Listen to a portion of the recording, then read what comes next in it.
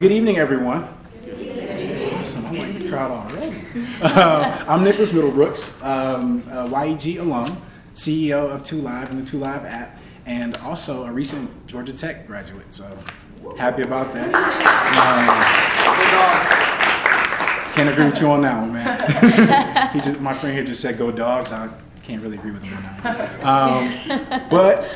So first off, I want to give a little bit of a background. The purpose of BizXchange is to bridge the gap between alum, current students of the YEG program, and the community at large to really get in contact with different entrepreneurs from all walks of life.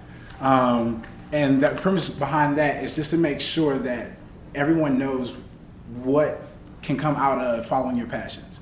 So we want to know about the risk takers, the risks that they took, the different things that took them to get there, role models and things of that such. And since 2006, YE Georgia has challenged me and my fellow alumni to be a part of something much greater than ourselves, to hone in on our passions, build our strengths, and follow our dreams. So this is the fun part right here. Everyone, if you could do me a favor and please pull out your cellular device. We're about to get on social media really quickly, so be prepared for the selfies. Now, all right, we'll take a selfie together then. Actually, I'm gonna take a selfie with everyone. So everyone get your selfie first, and then you gotta take a selfie with me. Nice. But we want to go ahead and add this selfie to the Twitterverse, the Twitter sphere. Hashtag BizXchange and YE Georgia, separate hashtags. So that way we can let all our friends know about the wonderful things that we got going on this evening. So let's do this really quickly. We'll do it at the same time. Same time? Mm-hmm. Oh.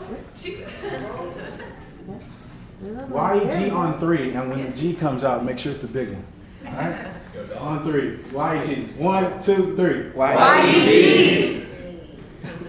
I'm gonna do this shot right here. Come on, another one. YEG on 3. 1, 2, 3. YEG. Your arm length is like way. Sorry about that. I had to get it in with the superstar really quickly.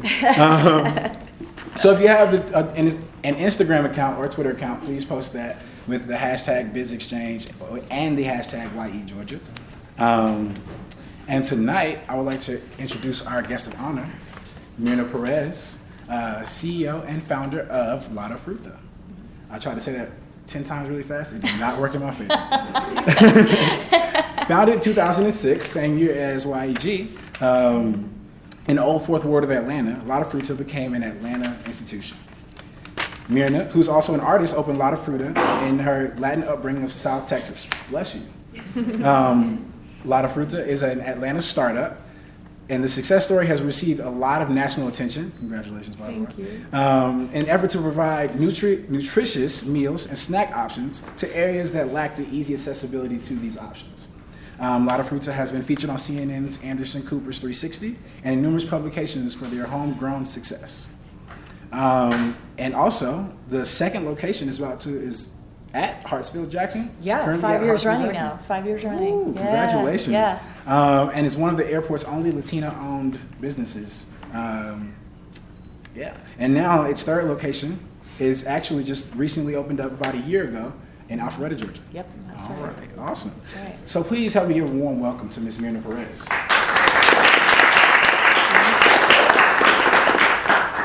So I did a lot of talking so far. Yeah. How are you doing? Yeah, no, you covered it all. How are you doing this evening? I'm doing very well. Okay, awesome. Thank you. So we're gonna start a little conversation. So everybody tune in, silence your cell phones. There'll be no talking during the movie. I'm joking. So before starting Lada Fruta, you were working, right? Yes. And from my understanding, it was at Univision? Univision Communications, yeah. Actually, it was Channel 23 in Dallas, Texas. Okay. In 1994, I'm going to really date myself, I got an internship. And I ended up staying there for 11 years. Okay. Mm-hmm. They had transferred me over after 9 years to Channel 34 here in Atlanta, and that was like my first taste of the Southeast, what Georgia was all about. I had never been here before. I was, telling my general manager, well, why am I going to, why are you sending me to Atlanta? And they said, Myrna, because we need you to do marketing and promotions and bring awareness so we can get a live newscast out there. And I said, well, are there Hispanics? And they're like, yeah, there's about 1 million, but they're kind of spread out. So we want you to bring them all together, and we feel like you'll be able to do that. So the first thing I did when I moved here was, where can I eat? I needed to get my food. Like, where can I get all my fruits with lime juice and chili, and my tacos, but the real authentic tacos. Yes. And I ended up finding my sources. Finding it and curing a little bit of homesickness during those 2 years. Oh wow. But yeah. So I have to ask for everyone, really for myself because I love tacos. Yes. Where was the first place you ate? The first place I had tacos was up on Buford Highway El Rey del Taco. That was like one of them. And El Potro, they have great carnita tacos out there. So, awesome. I will be, are they still there? Yeah, oh yeah. Okay. Yeah, they're I will still be there. out there later today. Yeah. So what led you to go the entrepreneurial route and start Lotta Fruta? It's really interesting because pre-Lotta Fruta, when I was in high school, I was a sophomore, 15 years old, and my parents had taken me to New Orleans when I was 10 years old, and it was the first trip. It was me and my 4 sisters. We all packed up in the van, and Dad took us on a weekend trip. And I fell in love with it because it was the first time that I came from a small border town, Texas-Mexican border, primarily all Hispanic, mostly Mexican. And it was my first, immersion into a multicultural city, a very magical, historic city. And I fell in love with it, and it was the first time I had ever had jambalaya and beignets and chicory coffee and all of that. And I was so excited. Well, I couldn't get it out of my head, and years later, I was a sophomore in high school, and right after school I went home and I told my dad, I want to open up a restaurant. And he says, there's plenty of restaurants down here. I'm like, no, New Orleans style restaurant, Cajun. And he's like, what? What are you talking about? Like, I'd be the only one in the entire city. This would work. It would be perfect, right? It'd be serving unique product, and people will come. They'll be intrigued and they'll come. And Dad says, you're too young, you need to graduate high school first. I said, let's do a handshake. Promise, I graduate high school, and then we open up one together. He says, yeah, no problem. Well, I sped it up. I went to summer school. I took all extra courses so I can graduate early. So 17 years old, I am ready. And I'm walking down the aisle, a cap and gown, gonna get my diploma, and I'm looking for my dad in the crowd, and I see my mom and dad, and my dad's like, I'm like, I'm ready, and my mom was telling my dad, you should never make these promises to this girl. She's hard-headed, she's gonna get what she wants. And so my parents threw a backyard barbecue graduation party, and we're all back there, and I'm searching for my dad, and he's hiding from me. And that night, my mom says, hey, don't worry, I'll talk to your dad, we'll make this happen. So it talks to my dad, and he says, I think I'm going to send her away. He said, what do you mean? He says, I think I'm going to send her to, for maybe an internship. Call one of your friends. Maybe she can work for television. She's good with that. So my mom made some phone calls, and I got an internship at Univision. They sent me and so I ended up going right after college. I went for, and that dream of opening a restaurant was still there. It was still alive, and it wasn't feverish, because there was a lot to learn with Univision. There was a lot to learn about media and television and advertisement and sales and how to live on my own. Yeah. It was a big growing experience, budgeting, figuring out all that, and living in a big city. I'd never been to a large city like Dallas, Texas before. Oh, wow. So I ended up staying for a long time, but during that time, I still had that desire.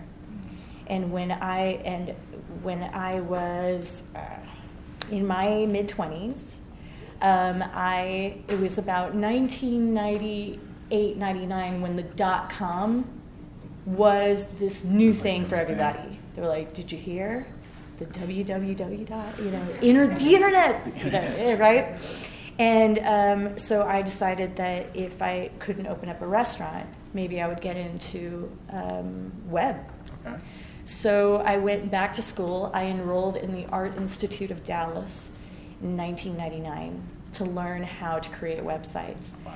And to make full circle, Lotta Fruta was the first website I created, all from pure HTML programming. Wow. And the logo that you see is the original logo that I took in my Photoshop class. And y'all, I'm really gonna date myself. The first Photoshop class I took was Photoshop Elements, which was the first Photoshop ever. Some history on Photoshop. Yeah. I mean, when I graduated, there was like Photoshop 6, because the versions were trying to go. It was like Elements 5, 5.5, and then 6. So, All out there. but yeah, I needed a logo that was not trademarked, and I was taking a copyright trademark class. And so I was in my apartment, and I had all these fruits that I would collect from Mexico, paper mache fruits. And I just started to stack them on my head with Velcro, and I took that photo. I stacked it on books. I didn't have a tripod back then, and I borrowed a camera from the lab. There was 3 megapixels. And back then, it was like, y'all, it's high res. Super high res. Watch out. And I took the photo. It took a while to get it right. My eyes closed, fruit falling, all that kind of stuff. The outtakes are ridiculous. Oh my gosh. But we have to share those, by the way. They're fun. They're very funny. I do have them in the archives. I took that, created logo, and the reason why I call it Lotta Fruta is because when I moved to Dallas, I did miss home. I missed everything about being with my family. Everybody lives a mile apart from each other, grandparents, everybody, and I grew up in a bilingual household, Mexican American. So my parents were bilingual as of the age of 30. My grandparents never spoke English, and all of their daughters, including me, we learned both equally. And so I named it Lotta Fruta because Lotta is the way we would slang out a lot of, and fruta. Okay. So the first website was just a fun fact website, all dedicated to all the did you knows about fruit, and that was it. And it was dedicated to my grandfather, on my mom's side, who was a fruit chef for 22 years in Mexico. Oh wow. And a culmination of all of the art projects that I had created from 99 to 2002 when I graduated were all involving fruit. Yeah.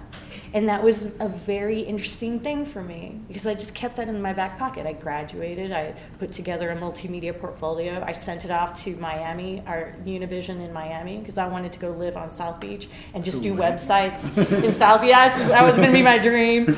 And I did get hired. They hired me as soon as I graduated, 1 month later. But with internet, I didn't realize back then is that it's remote. So they were like, oh no, we're not going to transfer you. You could just work from the cube in Dallas. And I was like, that's not what I did this for. Defeats the purpose. Okay. So stayed there, but became webmaster. Okay. And I did that for 2 years, and then eventually they transferred me over here to continue my work. And during the time when I was here in Atlanta, I became very inspired by this city that was just this big culmination of all these beautiful cultures. And I lived off of, in 2004, I lived off of Highland and Sampson. And I don't know if you guys are familiar with the Old Fourth Ward or off Freedom Parkway or where Dr. King was born, but that area was so significant to me, just like walking the streets where he used to walk with Dr. King and where he learned to preach, and Ebenezer Church, and all of that significance. It kept drawing me to that area. And one day I looked at this building that was just run down and dilapidated with graffiti written and torn awning, and I asked, what is this? And they said, well, it's for sale. It used to be the Auburn Avenue Mini Mart back in the day, and before that it was a carriage house for horses. And oddly enough, across the street were these Miami Beach looking condos, right? They're called the Wigwam, and they were built back in 1923 during the Art Deco movement. One of Dr. King's uncles was an architect and had this avant-garde sense of design and wanted to pay homage to the Art Deco movement. So he built these condos back in the 20s, and everybody hated them, and they tried to set it on fire about 4 times in its lifetime, but it's stucco. Yeah, it's stucco. It's not going to burn down. They're like, what's going on? Magical condos. And they stayed, but that was kind of fate. I was thinking, well, I've always wanted to open up a place of my own. I've always wanted to live in Miami. I'm here in Atlanta, and Atlanta is going to become my home now. I think this is it. And resurrected that old website and turned it into a business proposal and submitted it to the owner of the building. Oh, wow. And I didn't hear back for 4 months. So I was still working at Univision, and I thought she probably saw me with the fruit on my head and was like, toss. But she had called 4 months later, and she said, I had about 45 proposals that I had taken a look at. I had never seen one that looked like this. And I think that this would be a perfect fit for the neighborhood. Not just for, not necessarily a big money-making operation, but something that could become an intricate part of the neighborhood. Add value to it.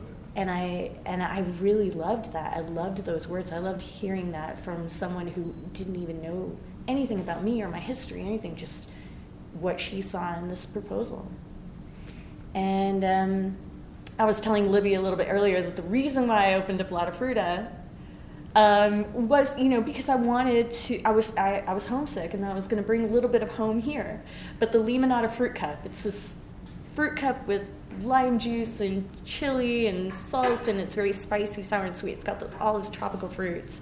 I was the only thing I wanted on the menu. I was like, I think this is what I'm going to serve. And my family was like, Myrna, I think you should expand the menu. You should offer a few other things.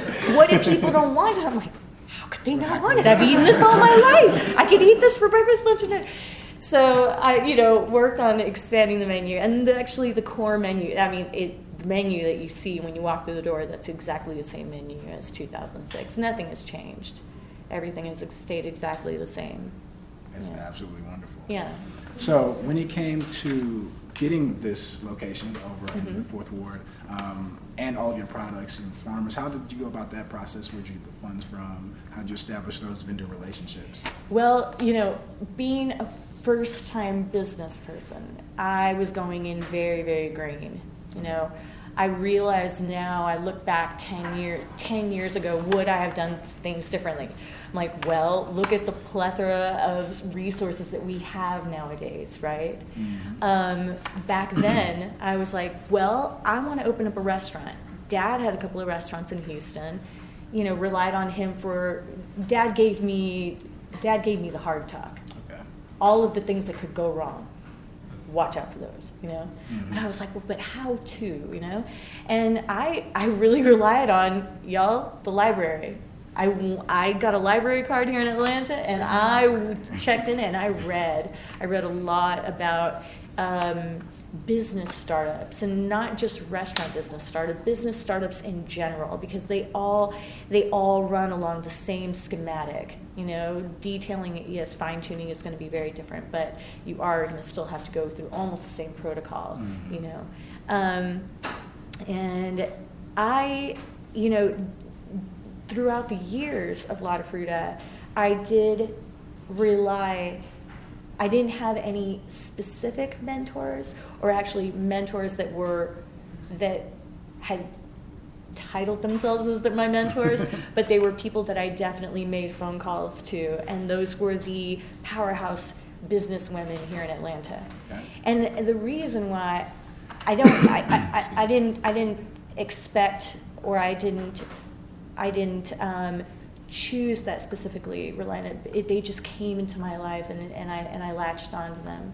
And one of them is my dear friend who passed away, Rhea Pell. She passed a few years ago, and was the owner of the Bluebird Cafe. It's amazing, by the way. Yeah. And she was, became somewhat of a chef celebrity throughout the years, and won on the show Chopped and on the Food Network and such. And she did really well, and she was my friend and neighbor. And she was the one that really, she she was the one that would come in every other day and say, did you call that vendor yet? Or are you still going out and getting the fruit yourself? I'm like, give me one more week and I'll do it, I promise. But a lot of what I had been doing was just taking it all in, baby steps, and just creating this path for myself. Okay. You're whatever you read, whatever schematic you go by, you're going to end up honing in on your own. And I think this is probably just attributed to when you go into small business, it becomes such an intricate part of you, right? That's very true. There is this umbilical cord that's connected to you and that business, and what goes through that is the love and the passion. Exactly. It really is. If you find yourself, if you find yourself not making that connection with whatever business that you are either in or you want to, might not be for you. Mm-hmm. Do you know what I mean? There might be something else out there for you. Exactly. Yeah. So did you start off with just buying all the fruit yourself? Oh yeah. And do you still buy all the fruit I yourself? still do. Oh. I still do. There you go. Second and third locations, I had to create some flexibility. Obviously, I wasn't going to be running around, getting fruit for the airport. Our volume there is incredible. So we rely on a large company, Cisco. They're licensed and permitted to be able to go into the airport. Not very many vendors are allowed to. Okay. So work with them, and they also partnered up with the Avalon to be able to send for them too. But it's a labor of love for me. I love to be able to control that margin of error. Okay. I love to be able to pick the fruit and know that I'm ripening it and that I'm actually serving it to the customers. I live upstairs. It's my kitchen. Why would I not want to provide for my own kitchen? Do you know what I mean? True. And so, yeah, there's something different that takes place in I call it LF1 in the Old Fourth Ward, Lot of Fruit of One. Yeah, it's a different animal. Okay. Yeah. That's the home base. It's That's the home baby. base. It's home base. Yeah. That is awesome. That is Yeah. awesome. I would say one of the biggest things that, out of that is definitely knowing what your passion is. And then following that. Through entrepreneurship, you might have a lot of different ideas, start a lot of different things, but it's all about that thing that fuels and drives you and your passion. So to my up-and-coming entrepreneurs over here, remember that. Do what you love. Yes. So how would you define success, and would you consider yourself successful? When I opened up the doors in August 5th of 2006, I was like, I made it. I am a success story. Yeah. At the end of the day, if, I'm going to be telling a story.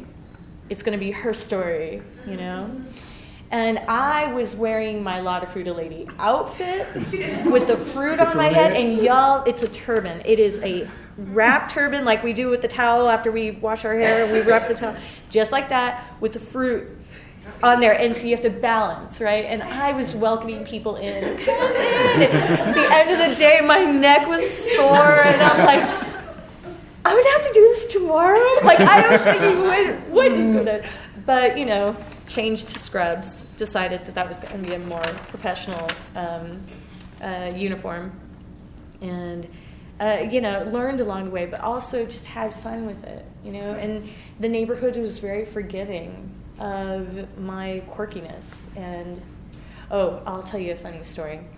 Every Saturday I would, by the end of the week, I would have a lot of fruit left over, because I didn't have the amount of customers that I had envisioned, and my fruit was starting to go ripe. So I was like, well, I'm going to start bagging it up, and I'm going to hand it out with like a little note to the people that drive by, because people weren't stopping. It's a 5-way intersection. People were going to work. So I'd go out there in my outfit, and I would stand there with bags of fruit, and I would just like yes. And I would stand there, and I'd like, roll down your window. Here's some fruit. Take it to work. And then that way they can have a little memory card that says Lotta Fruita. Come, I'll chop it up for you next time you come. And so And you gotta pay for it.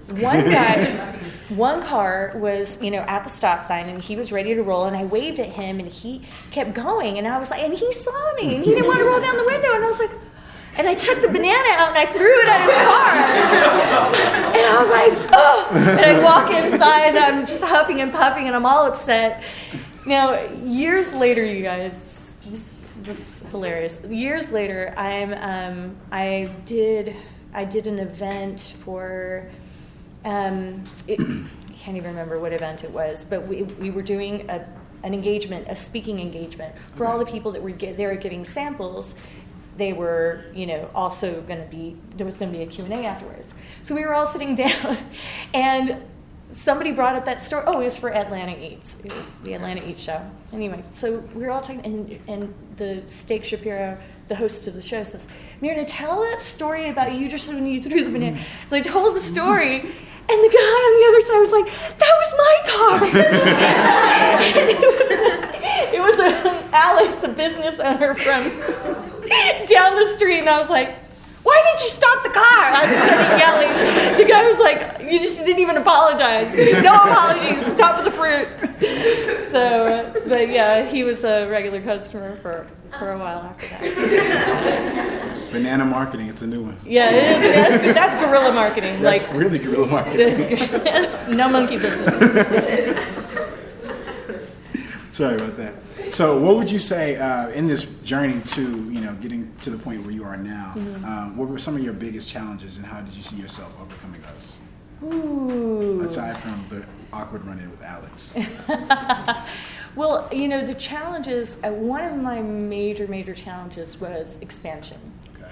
And how that, bless you, how that all evolved was I was on Robin Mead's HLN, and they did an interview they followed me out to the farmer's market, and they were like, this is how small business takes care of business in the time of a recession. It was 2008. Wow. It was when the housing market crashed, and banks were not offering any loans, and so it was just a really hard time. Avocados were at $2, which right now they're at $2.50, but that's another story. Anyway, but back then, so it was a really hard time trying to juggle all of that. So Robin Mead ran this story, and the president of Concessions International was watching TV. Now, I'm a small business owner. I don't have TVs, so I never got to see the show. And so this woman comes in, and she is a location scout.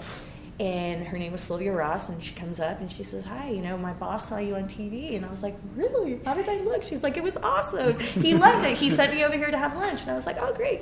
So we made her lunch, sat down. I still didn't know anything about who she was or what she did. And she ate. She loved it. She ordered a lunch for him. And then she gave me her card, and it said, Sylvia Ross, Concessions International. And I was like, know what this is. I'll just put it in my pocket. And then a couple of days later, she had called back and said, my boss really enjoyed the lunch that I brought him, and he would like to meet you. Are you going to be? And I said, I'm at La Fruta every day. And she says, I'll be there Thursday. I will be here. So she comes in on Thursday with him, Anthony Joseph, and we sat down, and he says, Myrna, do you know what we do? And I said, no. And he says, well, we operate 20 airports across the nation. We are the people that are responsible for putting food in the airport. And I was like, ugh, your food is horrible. And he's like, well, that's kind of like what we want to talk to you about. We want to change that. And I'm happy that you're honest about that. But yes, we want to start changing it. And you have a very intriguing concept, and we would like to put it in one of our proposals. And that was during the time where, come to 2009, they were going to flip the airport concessions, and about 85% was going to change. And they were going to bring a lot of local businesses in and, really make Hartsfield-Jackson. It's the busiest airport in the world, but make it a destination where people can at least get a taste of what Atlanta is like. So I said, oh, that's what you want to do? Sure, go ahead. You know, and then he was like, oh, sure, no problem. So he, signed a waiver, and he brought a whole team of like 20 people in, and they all started clipboards and looking at things and writing things down. And I was like, this is really interesting. Like, they're really serious about taking a fruit shop to the airport. I didn't see seriousness in it. I didn't even think that it would be considered. I mean, since the 80s in Hartsfield Jackson, you had Bojangles and chicken and Auntie M's pretzels and Dunkin' Donuts. A lot of fruta? Like, the likelihood. So let that one go. And sure enough, at the end of 2009, I got the call. And they said, well, the city council is making the final decision, but we're about 95% there. La Fruta has been awarded a space in Concourse B. And I said, what? You are talking about La Fruta, right? The fruit shop. And so at that point, that's when I really started to take on the gravity of what that meant, and that was expansion. Here I am in my little kitchen. How do I take that and give it the same essence, give it the same menu? Now, although we haven't been able to duplicate that essence, obviously taking bodega to this high-end airport, it is like the Flintstones met the Jetsons. Oh, wow. Yeah. But that was probably the biggest obstacle that I had ever had to face. Duplicating it, but in that magnitude. And mind you, La Fruta 1 is 950 square feet. That's pretty small for a small business, right? La Fruta at the airport is 325 square feet and does 5 times the volume that we do. Wow. So how do you create a space that has the affordability and the, make it modular enough to be able to accommodate that flow?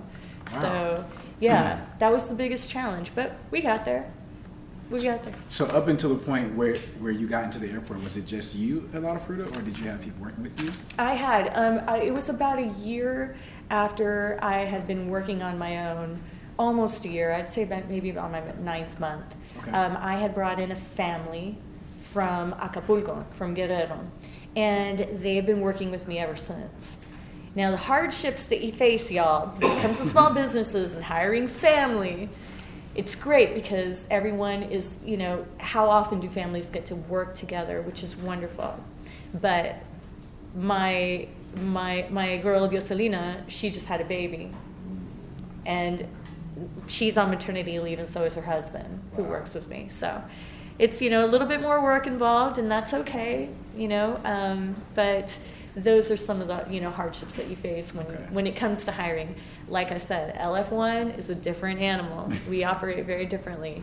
The La Fruta, Alpharetta, and Airport don't run that way. Okay.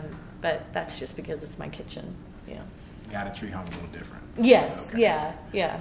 So if you could go back before to this point and thinking about where you were before LF2 and 3, would you give yourself any advice on tackling these opportunities or growth advice?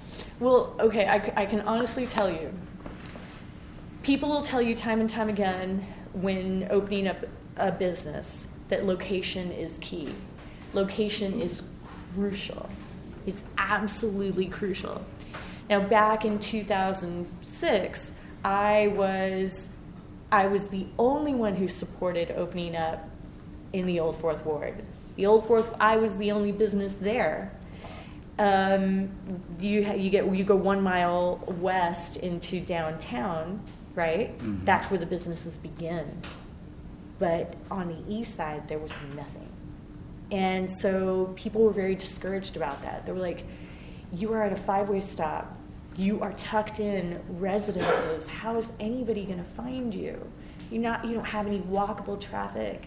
After 5 o'clock, no one wants to walk in that neighborhood. What are you doing? So I went by fate. because I wanted to live there and I wanted to become a part of that neighborhood. So it was twofold. Mm-hmm. It wasn't necessarily just looking at it on a business standpoint. It was looking at it, I want to become a part of this neighborhood, whether my business makes it or not. I will live here, and I will be a part of it. So having said that, I really wasn't so worried about my bottom line. I wasn't worried so much about whether I was going to be a true success in business or fail that one. And that helped. When I really got a good sense of business, and it wasn't LF2, it was LF3. Alpharetta, I was encouraged very strongly, very heavily, that Alpharetta was going to be the best location for Lotta Fruta. And I didn't want to believe that. I didn't believe it, and still to this day I don't. Okay. And that is why we're moving it. Where to? We're moving it to Midtown. And it was one of the I know. It was one of those decisions that I had to just make quickly. And this is also a learning experience too. When it's not working, you cannot let it slow burn. Mm-hmm. That is one thing you have to realize. If it's not working, and you're not feeling it, you got to make some adjustments. So, and do those. Use your smarts, y'all. But at the same time, move quickly. There is no procrastinating on that one. And it was just, I loved the location. We put a lot of heart and soul into it, but the location does not lend for the brand, and that was a realization, a big one. Okay.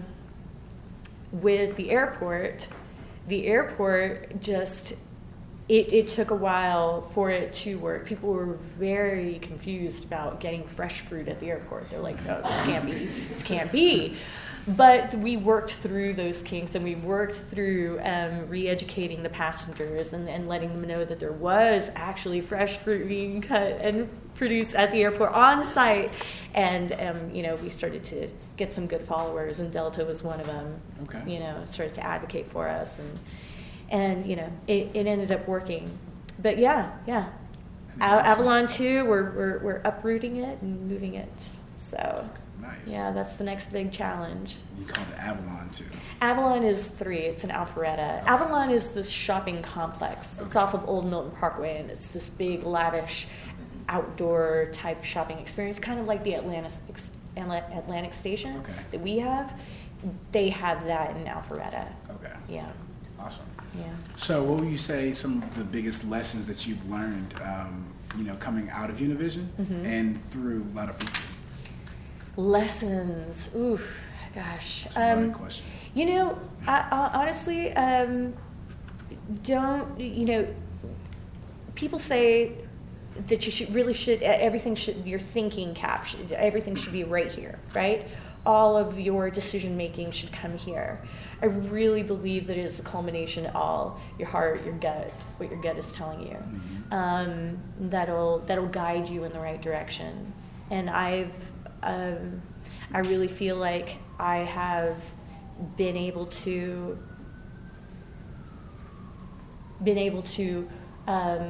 enjoy every single aspect of this journey because of that. Because it has not all been just about business. It's been about life, It's been about feeding people and nurturing people. Yeah. Okay, awesome. That's awesome. So what advice would you give to other business owners or aspiring entrepreneurs in going forward or pursuing their passions? Oh, gosh. Okay. All right, y'all. When it came to raising money to start up, you got to get your seed money all in place. Y'all, I worked at Univision, but during that time, I was socking away my money through babysitting all of the executives that were having kids. I would babysit Friday and Saturday night. They all wanted to have date night, and I was like, I'll charge time and a half for these guys because they make a lot of money. And I was socking that away. Then I was working at Pottery Barn in Williams-Sonoma, on weekends as well. When I didn't have a babysitting job, I would jump in and I would do seasonal work. And all of that money was going into a savings for that time. And it was like, that time I'm going to move to South Beach, and, I'm just retired. But it was really it was the power of saving and learning how to budget really, really well. I mean, you have bills, you have rent, and you have life. The adult stuff. But I wanted to make sure that when it was time, that I would be prepared to do something. I would be prepared to start something. And Lotta Fruta was very DIY. I mean, it took about $45,000 to open it up, but I painted all the walls and I built all the tables, and I, took all those menu photos with my 3-megapixel camera and I used the laminator at Univision to laminate them all. I mean, I did what I could to make a DIY shop, So I think that's one of that's some really strong advice. There's SBA and there's a lot of capital funding companies right now, but they can get you. Oh yeah. They can get you. They can balloon payment you. So you got to be careful with those types of things. Okay. Yeah. So we have about 5 minutes left, so I have one last question. What's in the future for Lotta Fruta? I mean, aside from the Midtown move, but expansion. Well, okay. Well, we've got 2 retail lines that are coming out that we're working on. It's going to take about a year out because I've really been working on this. This has been my little passion project. But we make a toasted corn. It's an Incan corn. It comes to us from Peru, and we pop it up in-house Ecuadorian style. So sometimes if you go into the old Fourth Ward location, you're like, what is that smell? We're popping the corn. Wow. Yeah, it's a really, really intoxicating smell. And I'm glad I made it yesterday, because otherwise I would smell like a giant chilbit corn today. But it's a wonderful corn. It's an energy snack, and that is something that I really want to bring to the retail market. Okay. I think that it could lend for another great in-flight snack for Delta. Awesome. Yeah. Awesome. Yeah. So that's what I'm working on. And then I also have an Ecuadorian vegan ice cream that we make in-house, and Concessions International would like to partner up and get that one packaged. And it is a tropical, we have all the tropical flavors of a coconut milk-based ice cream that will fool you. If you love milk, if you like regular milk ice cream, this one will fool you into thinking that it does. Wow. Yes, it's magical. So I think we have maybe time for 1 or 2 questions from the crowd. So I'm going to open up the floor for anyone who has questions. We're all going to be shy? Okay, here we go. What was the most significant personal change that you made that increased the effectiveness of your business? One of the most significant Personal changes. personal changes. Oh yeah, personal changes. Okay. I worked in media for 11 years, right? TV was everything for me. I had to let that go. I had to cut the cable bill and let all my TVs go, put blankets over them, wall art. I had to make a very serious budget for myself, no overspending. There's no entertainment expenses, you had to really minimize that. And it was such an adjustment from working in TV. In sales, you have clients and you take them out and you wine and dine, and it was just part of my career. That was part of my lifestyle. And when I made that switch, I'm like, oh, no.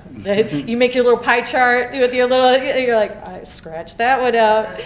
And, it's amazing though, because when you find yourself immersed in your business, what you're doing, and you're really enjoying it, that stuff doesn't mean anything anymore.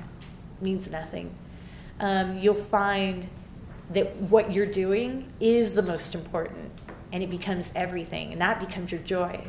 So everything else was materialistic, didn't matter anymore, But those were the little sacrifices that, that back then I thought they were big, and then they ended up becoming so insignificant.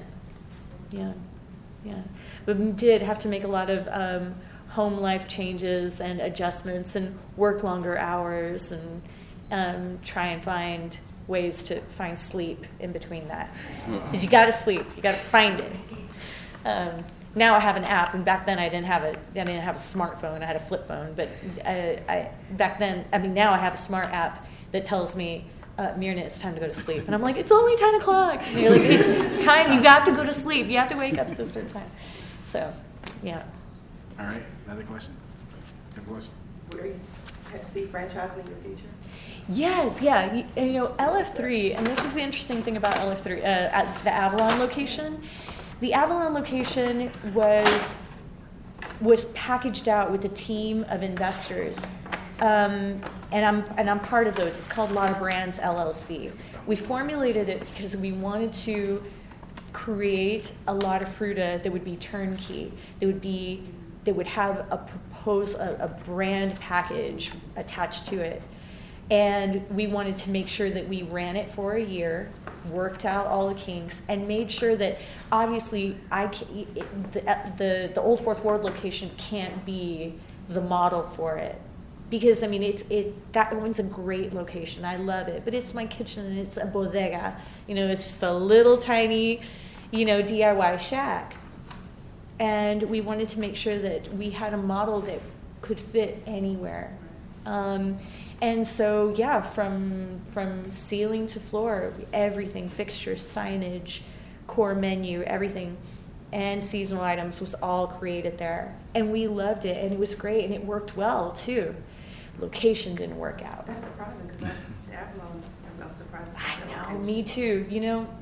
It's interesting about Avalon. They have these digital boards everywhere. They're stations that if you park anywhere, you go up and it's all touch screen. It's very high tech, and it will tell you where you are. I cannot tell you how many phone calls I would get on Auburn Avenue saying, "I'm here. I can't find you." I'm like, "Where are you? I'm here too." They're like, "I'm looking around," and I'm like, "Where's the Lammer?" And I'm thinking they're looking for me. No, they were in Alpharetta, lost. And I'm like, "Do you see a Rockefeller fountain?" They're like, "Yes." They're like, "Follow the fountain," and they turn left, and I would guide people, and it was so intriguing. Like, why can't they find this location? But it took a while, and we ended up, to make up for the lost traffic. We were going out and feeding ADP, and Coca-Cola has a branch out there, and all corporate. So we were doing a lot of offsite catering, but it made me sad because the location was beautiful. We spent so much time and effort on it, and I really felt so sad when people would walk through the door, and one guy just sat down, and he's like, "I'm here." I'm like, what happened? He's like, "I parked all the way on the other side. I don't know." And I'm like, "Oh gosh, we got to find a better location, But yeah, I think that it's unfortunately in this day and age, especially with investors, working with investors who really want to create a successful business immediately, or at least after the first year, they need to start seeing some good numbers. We had to make that decision to take it to another location. Find another one that had better traffic. So yeah. But the concept worked, and I'm glad. And I hope, well, it's kind of a little bittersweet, but I hope the Alpharettans are upset that we're leaving. I can't believe Montefruta was only here a year. Maybe they follow you to Midtown. Hey, I think we had a question over here. Yes, definitely. And that's part of what the franchising, because we definitely are looking into Florida, Texas, and California. Huh? Up north? Well, the reason why those states appeal to me is because it's an agricultural standpoint. You talk about the states that that are really agriculturally deep, and rich. So that's the part that working with farmers, and having that short footprint, being able to of distribution, because we get that all the time. We get these travelers from up north, and they're like, "We don't have anything like this." I'm like, I can only imagine what it would take for us to operate up there. But yeah, definitely. Those are the three states that are on target first. Does your menu change based on like the season because of the fruits? Well, here's the interesting thing, right? We fresh cut 14 varieties of fruit all year long, right? But the majority of our fruits, they come from South America, or they come from Costa Rica, they come from Mexico, and they come from California, Florida, and Texas.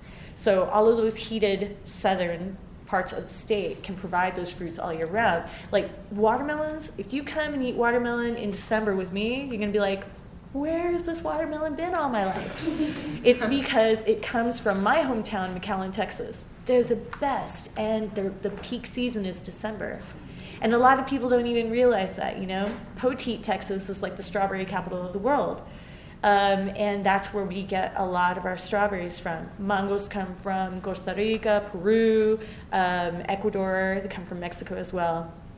And right now, there's a strike in Mexico. My avocados are coming from Florida. So year round, I'm able to get a very consistent fruit cut. Whereas if I was using peak seasonal fruits like raspberries, figs, peaches, those are much harder to come by. So sometimes I'll make an ice cream or something seasonal, like limited time offer for things like that, but it's rare.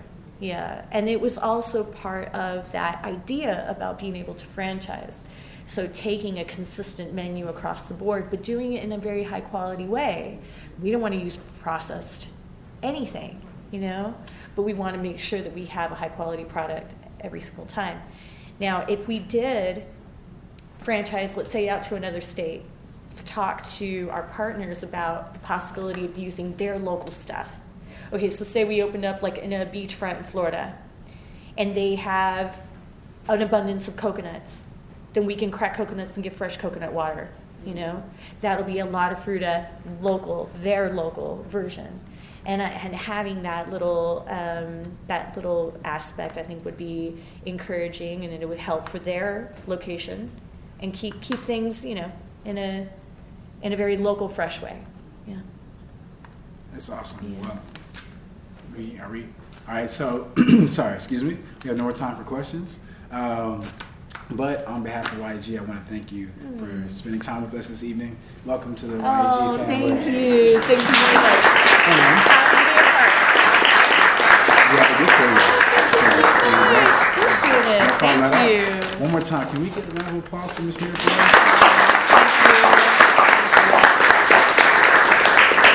And everyone, thank you for coming to the BizXchange this evening. Make sure you stay up to date on the Twitter, Facebook, and the YE Georgia website for our upcoming events and things like that. So thank you all for coming this evening. Thank you for putting this on YE Georgia. So can we have a round of applause for YE Georgia?